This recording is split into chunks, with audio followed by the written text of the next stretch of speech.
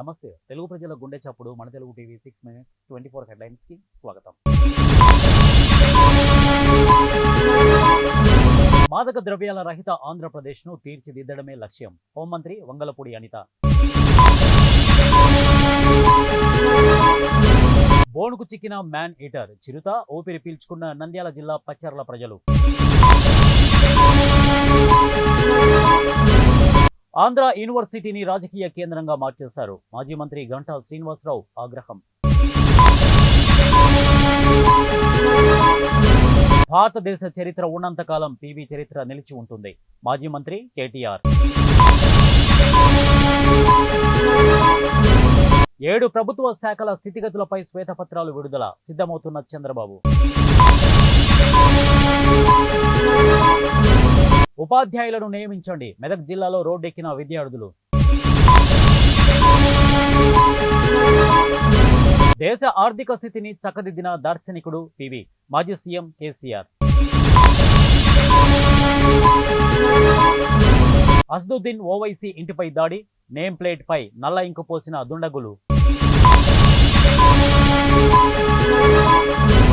చేగుంటలో 2 లారీలు ఢీ. డ్రైవర్ సహా 5గురు దుర్మరణం. కేసీఆర్ ను గద్దె దించే లక్ష్యం పూర్తి అయ్యింది.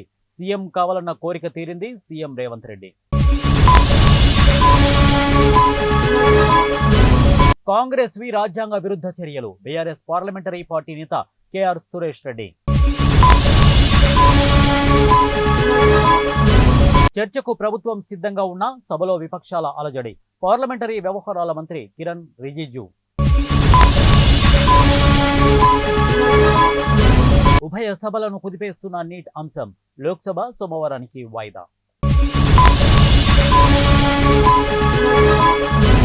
నీట్ పేపర్ లీక్లతో యువత భవిష్యత్తు ప్రశ్నార్థకం. కాంగ్రెస్ ఎంపీ దీపేందర్ సింగ్ హుడా. హేమంత్ సౌరన్ కు భారీ ఊరట. బెయిల్ మంజూరు చేసిన జార్ఖండ్ హైకోర్టు. ఎమర్జెన్సీ విధింపు రాజ్యాంగ విరుద్ధం కాదు. కాంగ్రెస్ ఎంపీ శశి థరూర్. కర్ణాటకలో ఘోర రోడ్డు ప్రమాదం. 13 మంది మృతి. రాష్ట్రపతి ప్రసంగంలో నిరుద్యోగం, మైనార్టీల సమస్యల ఊసే లేదు. ఎంపీ అసదుద్దీన్ ఓవైసీ. భారత్లో మైనార్టీలపై విద్వేషం ఆందోళనకరం. America secretary of state Antony Blinken. ఎంఎస్ఎంఈలకు చేయూతనివ్వండి. తెలంగాణ మంత్రి శ్రీధర్ బాబు. యూజర్ల కోసం జియో కొత్త ప్రీపెయిడ్ ప్లాన్లు. 20% ఛార్జీలు పెంపు. ఏపీలో చంద్రబాబు ఇంటికి వెళ్లిన తెలంగాణ గవర్నర్ సిపి రాధాకృష్ణన్. విజయవాడలో దారుణం. కూతురు జోలికి రావద్దన్న తండ్రిని కూతురి ముందే నరికి చంపిన యువకుడు.